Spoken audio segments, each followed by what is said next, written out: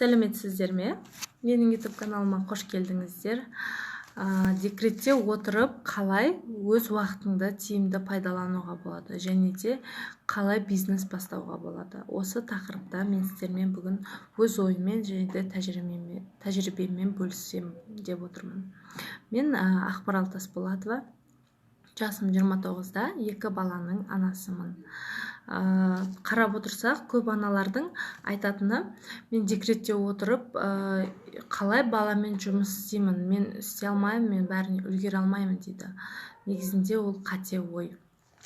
Себебі сіз ойлап қарасаңыз, жылына осы декретте берілген мүмкіндік 3 жыл, сол 3 жылдың ішінде сіз балаңызға уақыт бөлдіңіз, көңіл бөлдіңіз, жаңағыдай еркелетіп, сүйдіңіз, барлық жағдайын жасадыңыз. Ал 3 жылдан кейін сізге жұмысқа шығу керек болды, және де балаңызды садикке бересіз, жұмысқа шығып кеттіңіз. Және балаңызды 8 сағат көрмейсіз. Сонда ол балаға сіз тек қана 3 жыл керек болдыңыз да, 3 жылдан кейін ары қарай уже балаңызға көңіл бөлмей қойдыңыз. Яғни күндіз сіз жұмыстасыз, көңіл бөлуге сіздің уақытыңыз жоқ. Ал балаға тек қана 3 жыл емес, 4 жасында да, 5 жасында да, 6 жасында да, 7 жасында да сіз керексіз. Сол себептен баланың қасында әрдайым болуыңыз керек. Және де осы декреттік беріп жатқан мүмкіндікті өздеріңіз тиімді пайдаланып, өз білімдеріңізге жұмсап, жақсы бір жетістіктерге жетіп, аяғыңыздан нық тұрып алсаңыз, сіз әрдайым осы үйде отырып ақ, балаңыздың қасында, балаңызға көңіл бөле отырып, ақша тауып отыра аласыз. Сол себептен сіздерге аналар айтатыным, осы мүмкіндікті жіберіп алмаңыздар, пайдаланыңыздар мүмкіндігінше. Менің өзім ойлап қарасам, есімде қызым 6 ай кезінде мен де солай сіздер сияқты ойлап отырғанмын. Мен үшін жаңағыдай балам қалай мен жұмыс жасаймын деген сияқты да. Мен енді офистің жұмысында жасай алмаймын 8 сағат, себебі балама қарайтын адам жоқ. Сол себептен мен интернетте жұмыс іздей бастадым. Неге осы жұрттың бәрі интернетте жұмыс жасап ақша тауып жатыр, мен неге таба алмаймын деп. Менде сондай ой келді. Содан мен осы декреттік мүмкіндігімді барынша пайдаланайын деп мен іздене бастадым. Іздендім. Күнделікті жаңағыда вебинарлар көрдім, әртүрлі платный курстарға қатыстым. Солай өз білімді дамыттым, және де іздену үстінде болдым. Содан және де осы іздегенімді таптым. Күніне күндізге де уақытым болмайтын, тек түнде ғана көретінмін, түнде уақытымды бөліп, түнімен өзімнің біліміме арнап жүрдім. Күніне даже бір 4-5 сағат ұйықтайтып жүрген кездерім де болды. Бірақ әрине мен өкінбеймін, себебі мен өзіме көп нәрсе алдым десем де болады. Көзім ашылды десем де болады. Және де көп аналарда баласын кедергі деп ойлайды. Жоқ, оның бәрі сізге, балаңыз кедергі емес, ол сізге байланысты. Сіздің жалқаулығыңыз, ол сіздің зоне комфорта дейді ғой, сіз жаңағыдай жылы орныңыздан қозғалғыңыз келмейді. Сол себептен. Себебі сол негізіндегі. Сол үшін алға жылжыңыз, орныңыздан тұрыңыз, ізденіңіз, білім алыңыз, мүмкіндігінше декреттік уақытыңызды пайдаланыңыз. Сол себепті сол кезде ғана сіз алға ұмтыласыз.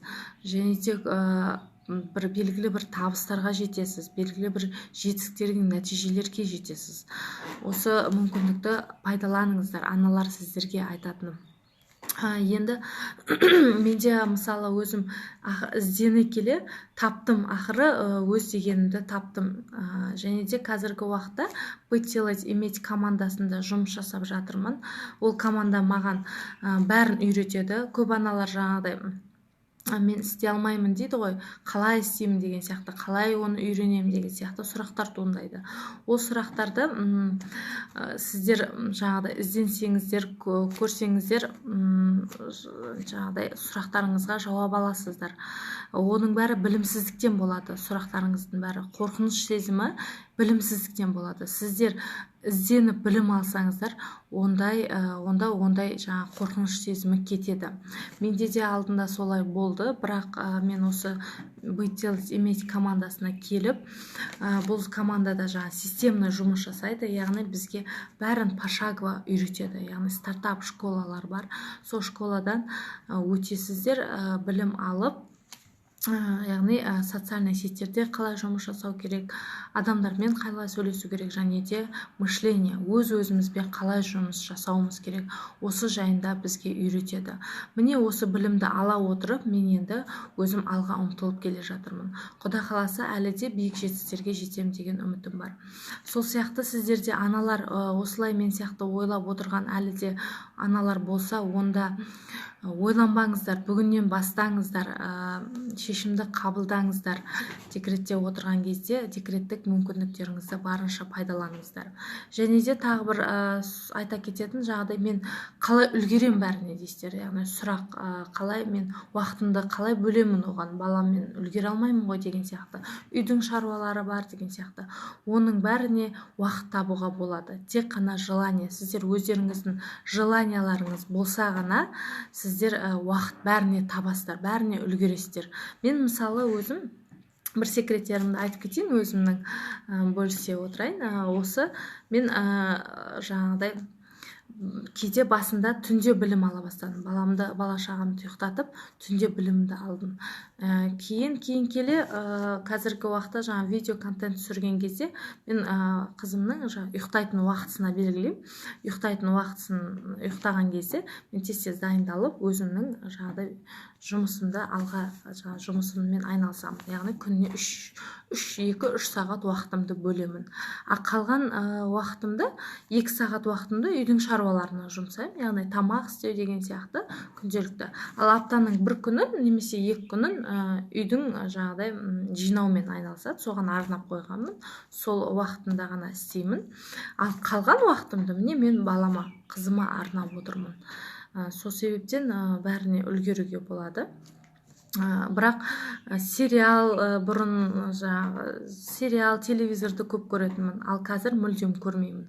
Мен бос уақытым болып жатса, мен наушникті құлағыма тығып қойып, күнделікті білім аламын. Күнделікті утренний мотивация тыңдаймын, күнделікті презентация, вебинарлар тыңдаймын, ютубтан кітаптар оқимын, өзімнің біліміме жұмсаймын. Тіпті даже үй жинап жүріп, тамақ істеп жүріп, наушникпен мен жаңағыдай тыңдап жүріп, өзімнің білімді жоғарылата беремін. Тіпті көшеде кетіп бара жатсам да. Сол сияқты адамның ол ынтасына байланысты. Сіздерде ол желание, ынталарыңыз болса, күнделікті істейсіздер. Оны жаңағыдай әйелдердің 40 жаны бар дейді ғой, бәріне үлгере алады. Сол себептен сіздер де аналар бәріне үлгере аласыздар, мүмкіндіктеріңіз бар. Сол мүмкіндікті пайдаланыңыздар. Және де енді не қақтан тапсам, ақша қалай тапсам болады, қалай білім алсам болады деген сұрақтарыңыз туындаса, онда осы видеоның астында менің жаңағыдай контактілеріме хабарласып, сұрақтарыңызды қойсаңыздар болады. Және де немен айналысатын қызықтырса, осы сұрақтарға жауап беремін сіздерге. Сау болыңыздар, өздеріңізге пайдалы, керекті ақпарат алсаңыздар, онда менің каналыма жазылыңыздар, және де пайдалы ақпараттар болашақта да мен салып отыратын боламын. Лайк басуды ұмытпаңыздар, видеом ұнаса, және де менің каналыма подписаться етіңіздер. Сау болыңыздар, жақсы. Келесі видеода кездескенше.